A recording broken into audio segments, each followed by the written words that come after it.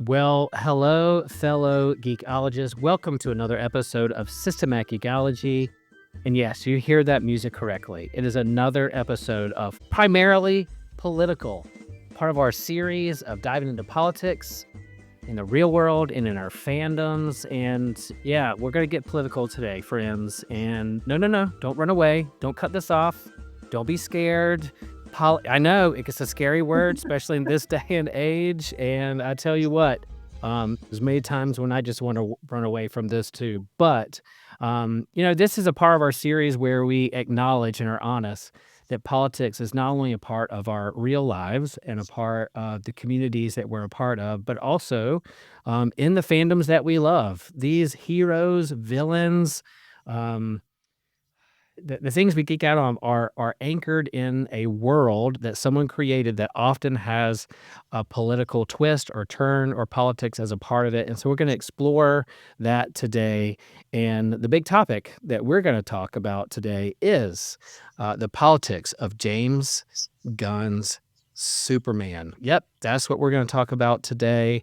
And I have three of my favorite geekologists here with me, Justin and Laura. And we're going to get political. You guys a little nervous? You're excited? How are you feeling about this, y'all? I think it's gonna be good. It's gonna be good. I am very excited. Good. So this is not only a podcast, but it's also on our YouTube channel as well. And so we hope that you do hop on over there if you're listening and like, subscribe, share. If we get to 50 likes, I might wear my underwear outside of my pants and put a red cape on and run around Franklin Street. And then Justin will have to bail me out if that happens. But if this get 50 likes, yeah. How is that different from every other day? I know. Well, I might do it on Tuesdays instead of Thursdays. Yeah. That's right. That's right. If we ever get 50 likes, I'm gonna have to do something like that just because I don't know. But yeah, if you're listening to this on the pod, then rate and review and share with a friend and hop over on our social medias and chime in your thoughts. And if we missed anything or something you like that we talked about, you want us to talk more about, let us know. And then for our Patreon supporters, all those out there who keep the ship running smoothly and the lights on, we really appreciate you.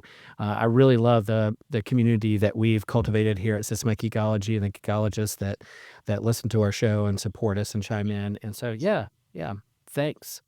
So.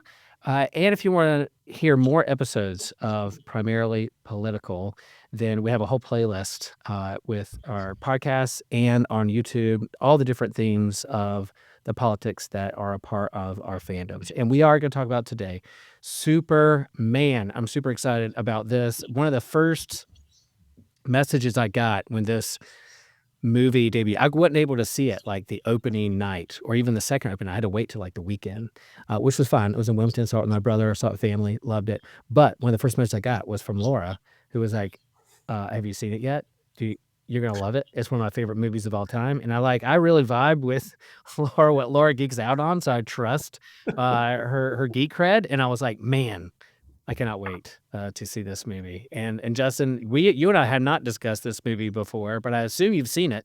Oh yeah. And we're ready to do that. So super excited.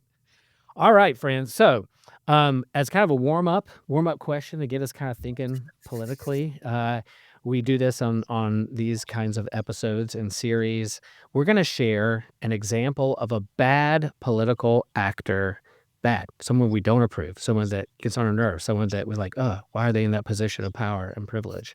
Either in reality or in fandom or fiction. So, if you guys want to go real world, go for it. If you want to go fandom, of course, you're allowed. So let's go around the horn here, and Laura, you're gonna get us kicked off here. Let's not kicked off the internet, which depends on your answer. You might, but I don't know. You're gonna kick things off. You're gonna kick things off. I'm gonna go with fictional because I feel like I'm gonna get myself in trouble if I go real world. But I will happily jump in if one of you want to say something. But fictional, the first person that popped into my mind was Emperor Palpatine. Ooh, okay. And so, he's playing both sides of the coin, between, the good guys and the bad guys, and who really knows what side Emperor Palpatine is on until we see the whole interaction with Anakin. And well, I love Star Wars. I'm not going to deep dive into Star Wars because this isn't a Star Wars episode, but We could go there. You know me. You know me. Yeah. You I know, really fast. I love it though. But it's and then you get to the end, and spoiler, but the movies have been out for a long time, and suddenly you see the execute Order 66, and everything's very clear, right? Yeah. So, and that's especially played out really well in the Clone Wars, but that's for another episode too. Yeah, I think he's up there on the Mount Rushmore of Yeah. really Oh, bad absolutely. political leaders, and plays the long game of subversion, of the enemy in your midst that you don't notice, whether it's because of the dark side or just playing the slow game of letting the organized religion of Jediism eat its own tail or become self-centered or blind, its blind spots up. So yeah, I think that's a pretty awesome choice there. Justin, where are you going to go with this one? Wow. So this is a really fun question. I'm also going to go fictional because there's just too much low hanging fruit in the middle. Yeah. So when I think about bad political actors, my mind went to V is for Vendetta. Now we could do a whole episode on that movie related to politics. Yes. So Chancellor Sutler is the guy who's in charge of England, in charge of the UK, and he has this kind of fear-driven authoritarianism about him, and so the whole thing is about him and his government weaponizing people's anxieties in order to maintain power. And so again, it's not just him. There's a whole media apparatus around him, and it shows how propaganda and manipulation keep the people in line. Oh man, it's so good. Political failure of the worst and sometimes too close to home kind. So I would say Chancellor Sutler, V is for Vendetta. Nice. Yeah. Excellent choice. And Excellent choice. I'm so sorry. Well, I got really excited, but the thing, I'm a little obsessed with V for Vendetta, and I quote it more than a normal person should. And so one of my students the other day, we were talking about birthdays, and he said his birthday was November 5th. And then I just started, remember the 5th of November, the gunpowder treason and plot. And he's like, "What are you talking about?" So anyway, got really excited when you said that. That's great. Now I'm going to reveal some of my geek cred. I've never seen the movie. I know. Okay. You hear the gas, folks. You hear the disturbance in the force. I've read the graphic novel. I've read the Alan Moore graphic novel. Is one that they were like, you got to read. I got back into comics in the early 2000s, and I just started devouring, the top graphic novels of all time kind of stuff. And eventually, you get to Alan Moore's stuff with The Watchmen and V for Vendetta. And so I know Natalie Portman's in it. The Star Wars reference, Padme is there. So I that's on the list. And I will make a vow to you two, my fellow co-hosts here, that I will see it in the near future. Is on good. No, we should do a 5th of November, episode. Okay. That'd be great. Yes. I don't know what that's in reference to, but I'm going to before November 5th, I'm going to watch this movie. Yes. I did read the graphic novel. It's probably in the graphic novel, and I just forget. But I'm writing it down right now, folks. You can't see this. Yeah, we can have a primarily political episode November. right near then. Okay. Celebrating the movie. I love it. Laura and I are in it. We are all there. Mine's gonna be Amanda Waller. I'm gonna keep it in the DCU. My bad political. I mean, she has some good intentions in there, whether it's nervousness around metahumans and keeping the world safe. But this whole the ends justify the means. So I'm gonna take criminals and create Task Force X and the Suicide Squad. I'm gonna put a bomb in the back of their head. I'm gonna blow them up if they don't listen or get out of line. And whatever it takes to get her agenda or whatever government's going on. And there's most of usually in the DC universe, those in political power. She's very like secret ops. So a lot of people don't even know what she's doing. She's doing this on her own. So I think Amanda Waller, there's some you could psychoanalyze all this stuff. But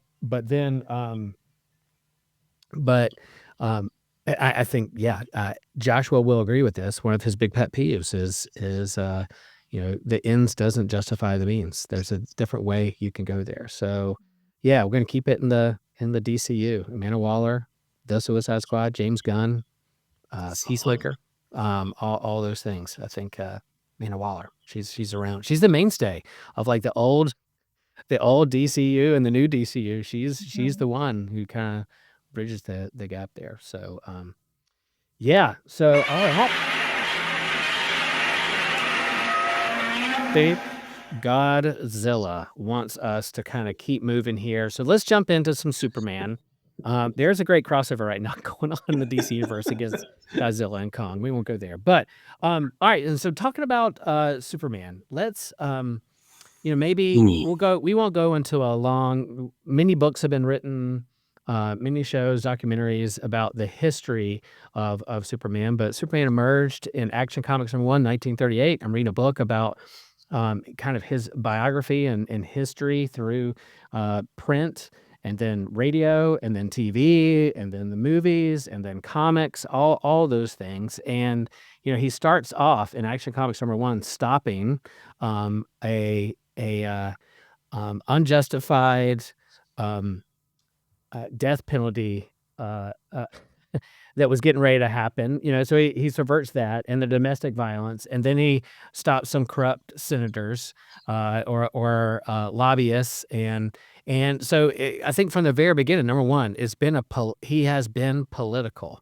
He has been in the politics of what's going on around him as the original superhero, and eventually he's the first one to really have not anthology in comics, but his own comic book called Superman.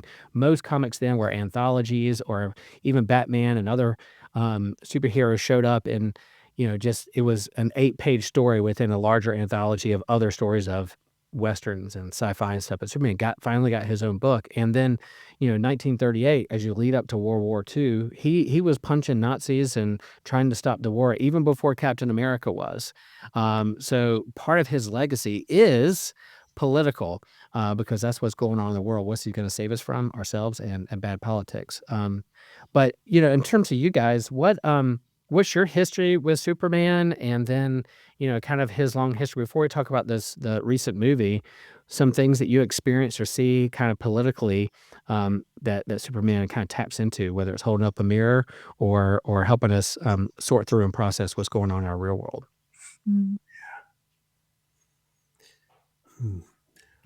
Well, I've been a Superman watcher for a long time. I can't remember really a time when Superman wasn't a part of my consciousness as far as that kind of from a fandom standpoint.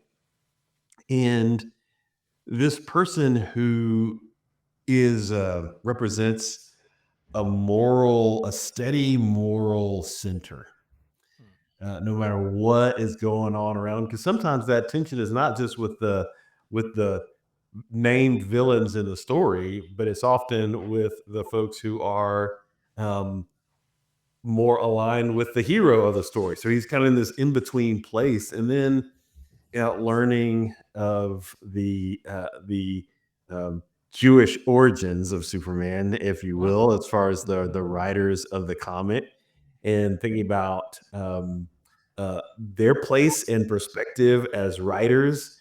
So his being in the world but not of the world in a kind of way has always been compelling to me. Nice. Laura, how about you?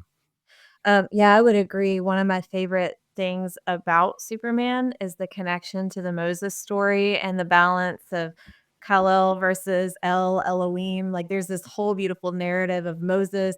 And in fact, my Old Testament class gets to hear this every semester because we do a whole lesson about Superman in the Old Testament. Can I have that? Indiana Can I Jones. take that? Can I audit that class? Absolutely. Come on over. Lewisburg College would love to have you, but but that's one of my favorite things about Superman is that connectedness to the Moses story and even the Christ story as well. But I would be remiss, and my husband will pick on me if I don't tell the truth of when I really started to love Superman, and that was when Henry Cavill showed up. Rightfully so. Rightfully Nathan so. knows that I am in love with Henry Cavill. And it's not just the Superman thing, it's the Warhammer thing and the building computers thing. It's just like, yeah, there's just so much to love, you know? So, just curious, now we're gonna change it here. When you heard they were recasting Superman in this next movie, were you like, "Wait, don't take away Henry from me"? Yes. So it was disappointment, and then man, that even justifies your thoughts of the movie post because you're like, Yeah. wait, it subverted my expectations. I went in, and I'm gonna tell you the truth. The only reason I was sold on seeing the movie was Crypto. And Yeah. Crypto was adorable, and the ads, because 'cause I'm a Batman fan, like, that's my real love is Batman, and Mhm. I like Superman, I love Henry Cavill, so when this all came about, I was like, you're messing with my version of Superman now," and I got upset, so when I ended up loving it, and we'll come back to that in a bit, I'm sure, but I was very surprised by this movie, so Yeah. Yeah. Feels good. Yeah, I was a kid of the 70s and 80s. So I was watching Saturday morning cartoons and the Super Friends and the big three of Wonder Woman and Batman and Superman were my jam. I loved it. Who a kid my age born in the 70s and then playing imagination in the 80s didn't throw on a red towel around their neck and jump off things. And that's what I was doing. And still every now and then still do it, as we know, on Franklin Street. Sometimes I do that. But they so I've always liked Superman. I've always seen him as like the pinnacle of what a hero is, right? And does. Now, when I started collecting comics and really getting into a lot of geeky stuff, I gravitate toward Marvel and X-Men. I love the mutants and I love those powers and the drama that was going on with those teams. I love the team books, the Justice League and Avengers and X-Men. But Superman, of course, was always on the pinnacle and pedestal of what heroes should be or striving for. And then when all those movies were coming out and different things, a big part of it. And so I liked Henry Cavill.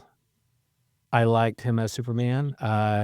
Snyder, there's certain, we can get into Snyderverse versus all that kind of stuff, what Superman is or isn't, and all those things. The drama we've talked about it leading up to this present movie in 2025. I'm a huge James Gunn fan. I liked what he did with Marvel and B and C and D list characters with Guardians and all that, and then hopped over to Suicide Squad. So when I heard he was on curating a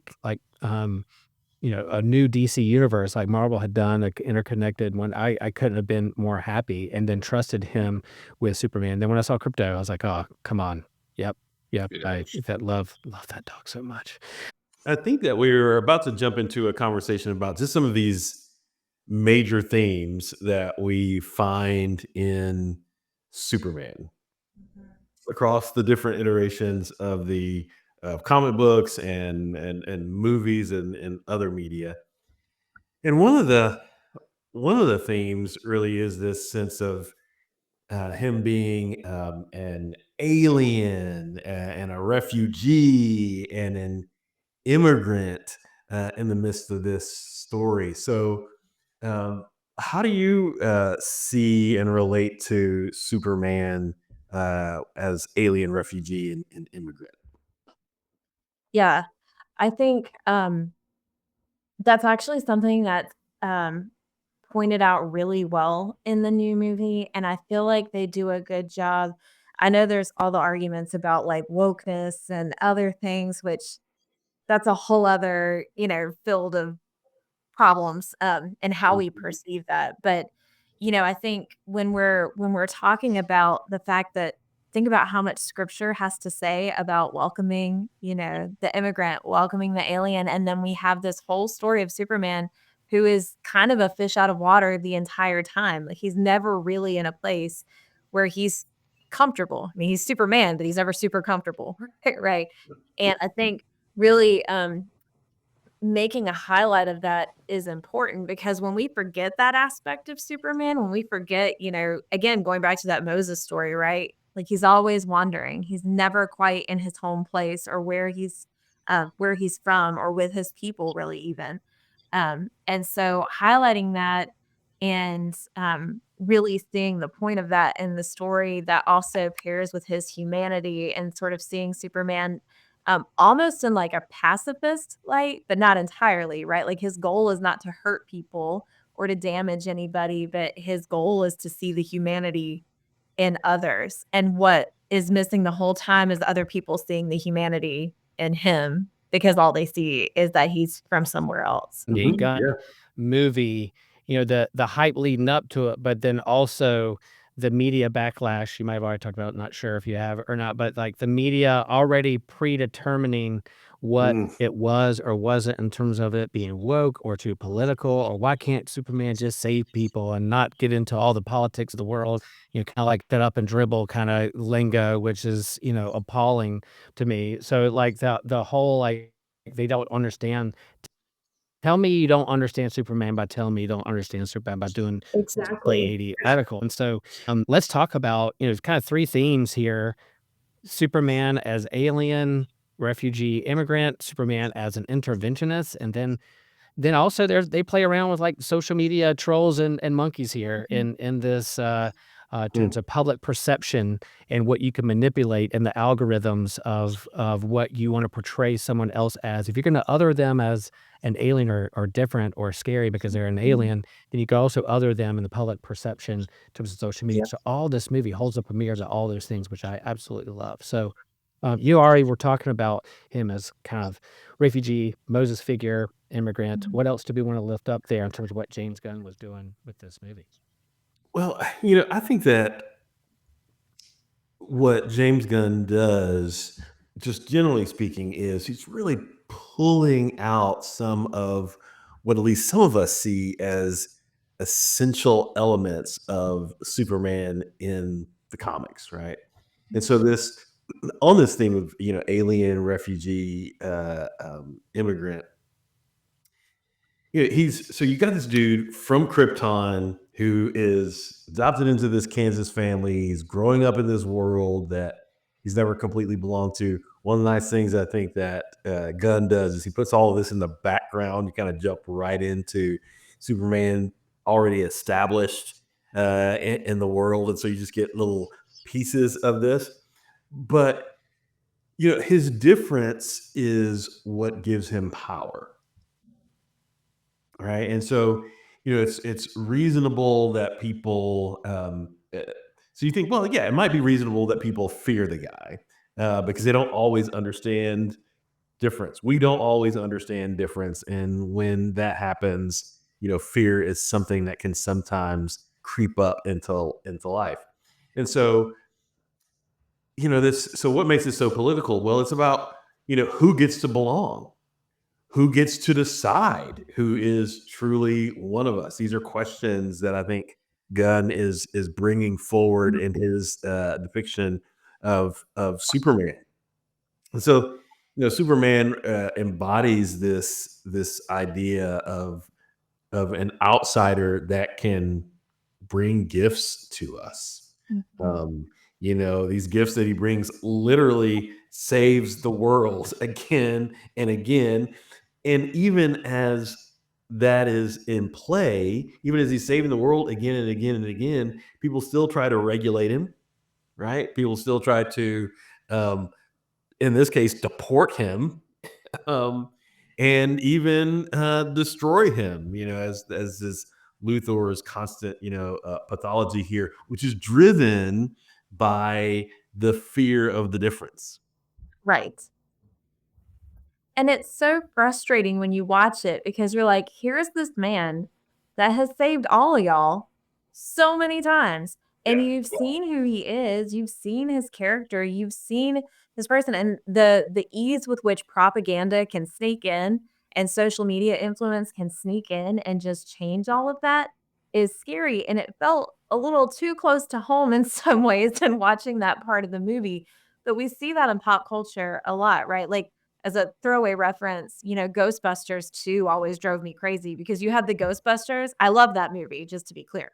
But you have Ghostbusters and they save everything. And then Ghostbusters 2, suddenly they're like unemployed and doing birthday parties and nobody knows who they are anymore. Like, how far have we fallen from glory? Like, it's just, but but it happens so fast and it's so easy to spin a narrative, and that's scary because we see it play out in the real world.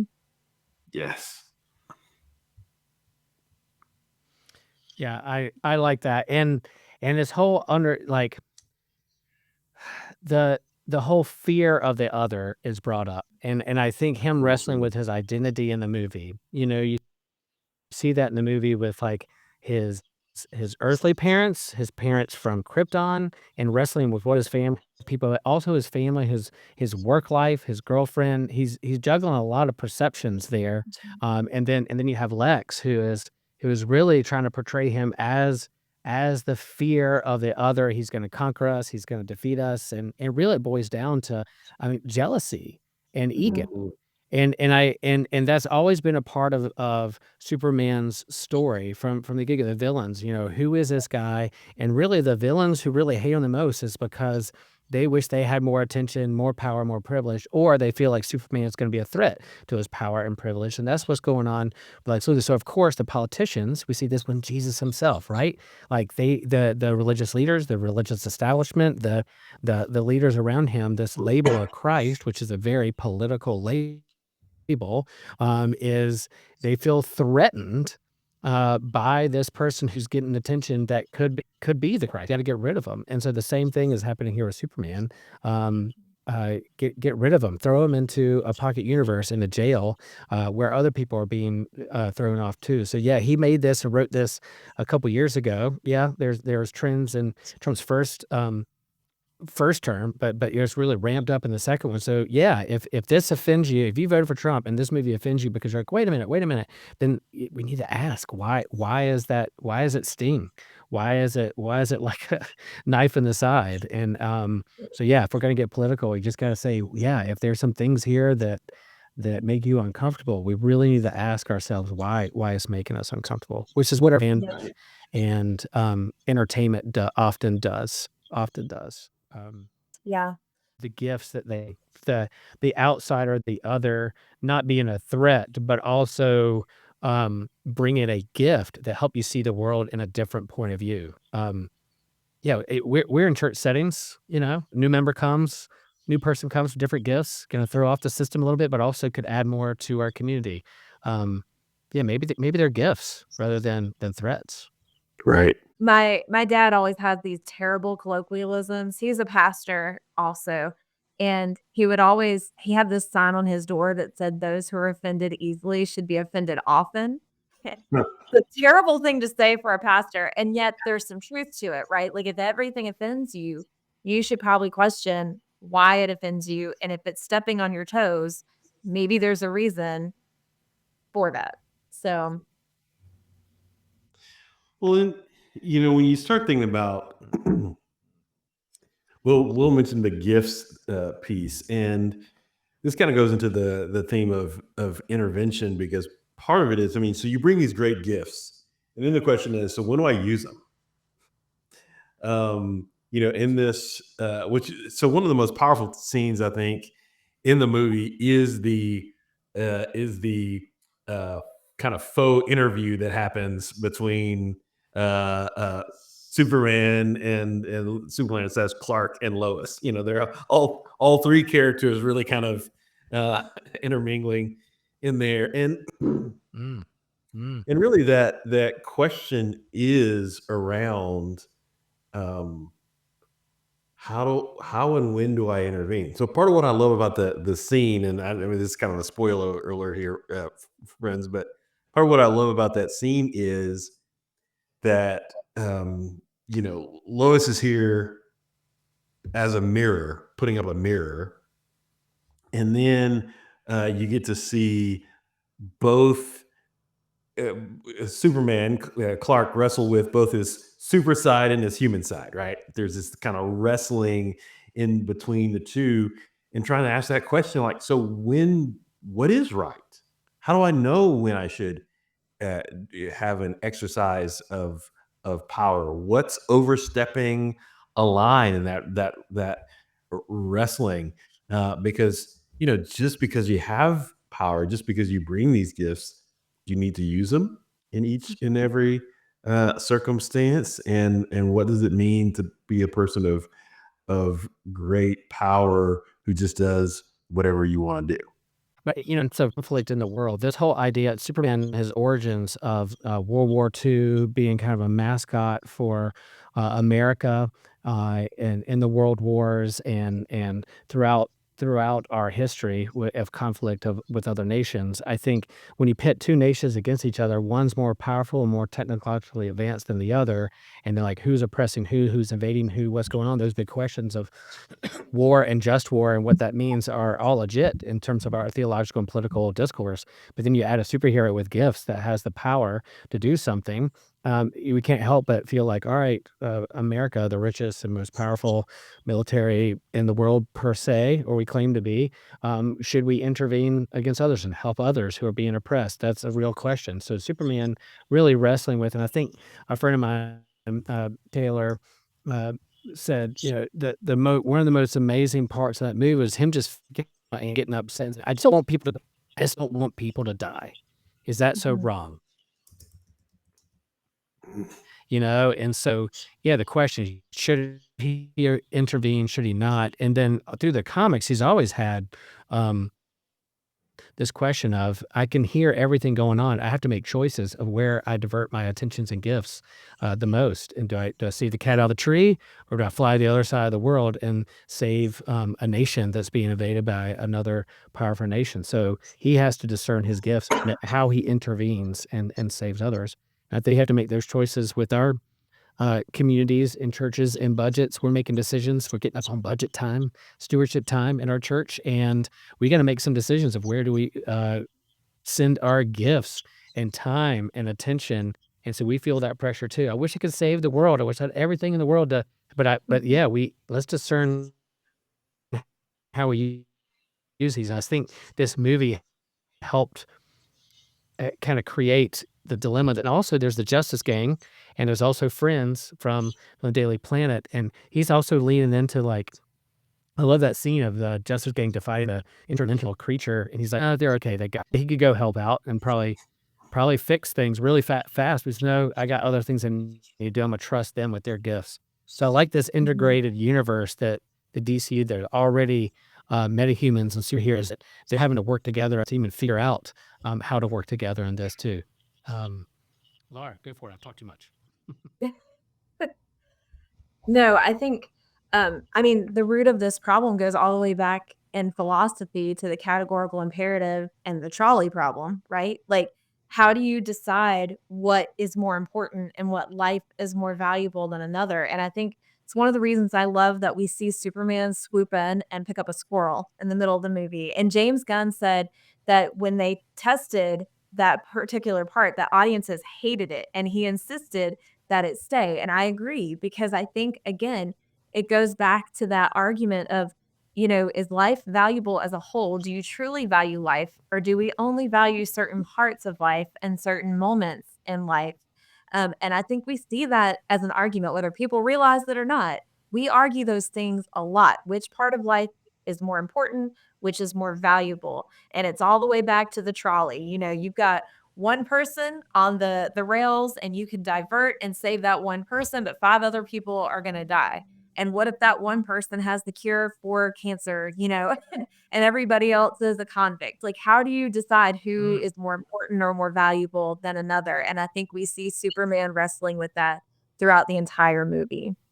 Mhm. I like that, and I think, yeah, we wrestle with it's one thing to be political in our nation, have disagreements around, like, how much money we should spend with education and NASA and food programs, and another if, like, you're demeaning whole groups of people and dehumanizing them. So I think that's why our political climate is so elevated at the moment, because it's like, yeah, back, you know, 40, 50 years ago, it seems like it wasn't as toxic, but yeah, you still had like movements of people who either see themselves better as other people or some kind of supremacy in any kind of form and shape is demeans the other. And so all this is interconnected in terms of how we use the resources and gifts and those things too. And then, all right, you make a wrong choice, you or what someone thinks you're spending money the wrong way, and they're going to attack you on social media and tell you that you're not a real merit or this or that. What do you guys think this movie plays around with? There weren't trolls in this pocket dimension calling Superman what was it, shitty Superman or whatever the word he didn't like, reassuring. But then you had these monkeys who were typing away. Where are you guys thinking? We're definitely is being ramped up with AI and bots and social media. Here we go. I think this is I think it's a good commentary and holds up a good mirror of what's going on in our current world that Superman maybe hasn't had to deal with quite yet.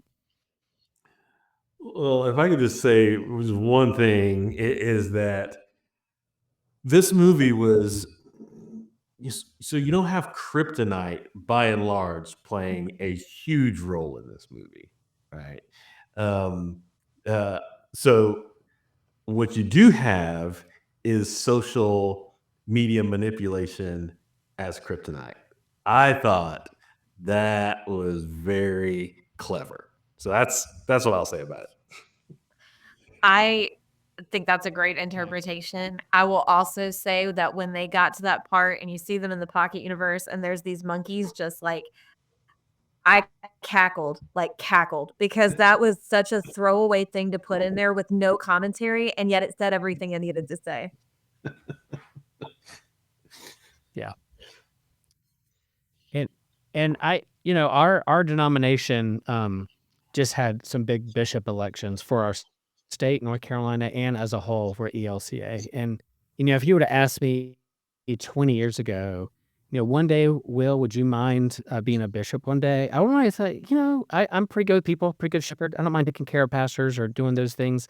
But this present age of like weekly having to put a post to counterbalance the algorithm or to respond to a national tragedy or a shooting or saying quite the wrong thing on social media and then a whole church leave said something wrong is just an added element to how to navigate the world and common life together that I don't want any a part of. It's a part of reality of trying to be a good shepherd and use our faith in a positive way, but this present age of whether you're a politician or a leader in any sense, religious or political, that whole aspect is a part that really scares me a lot. That turns me away. That I don't want any a part of those kinds of things. Just dealing with people or communities and helping shepherd that way, cool. But our added element of toxicity on social media is a pretty scary thing.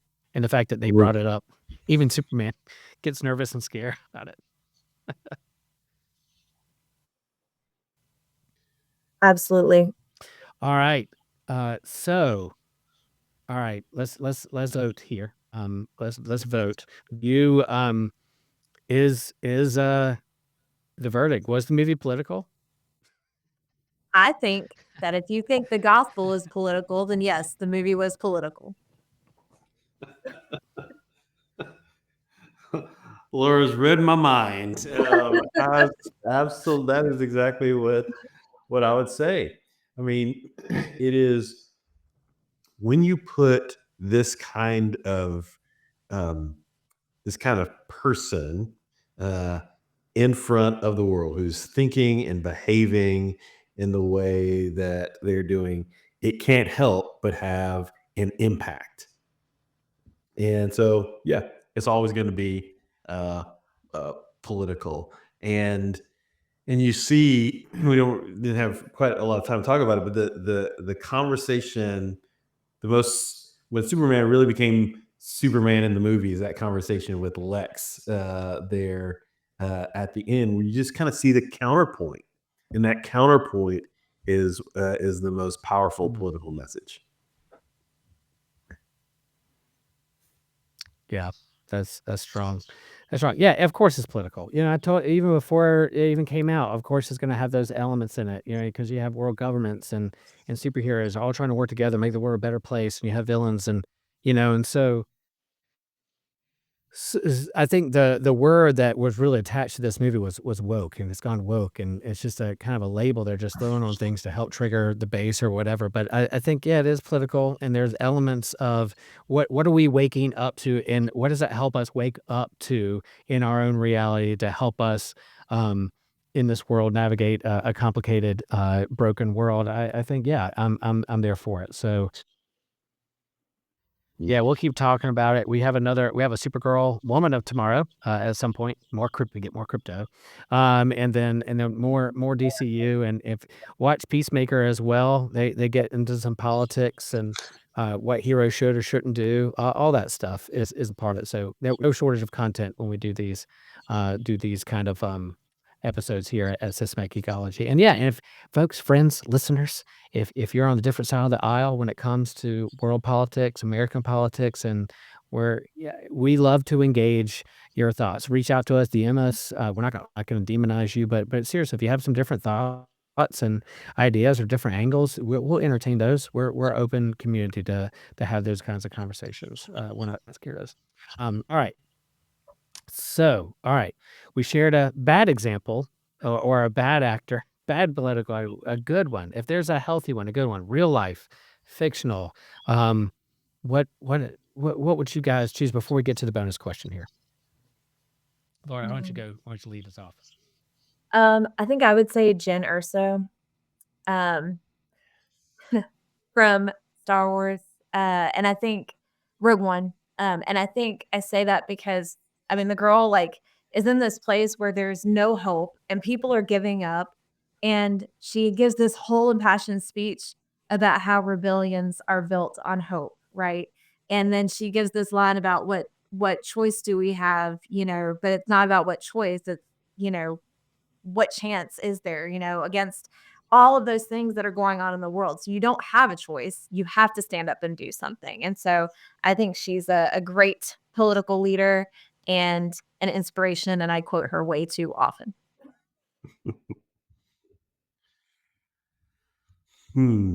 Well, Justin.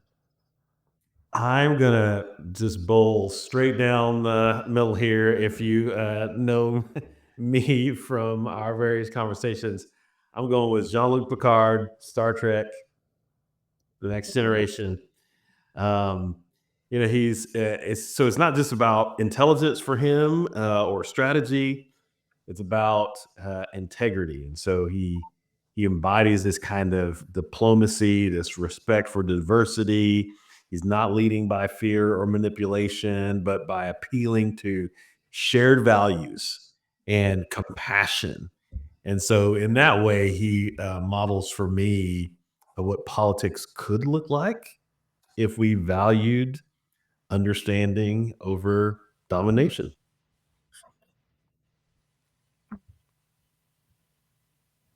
It's good. Love it. That's great.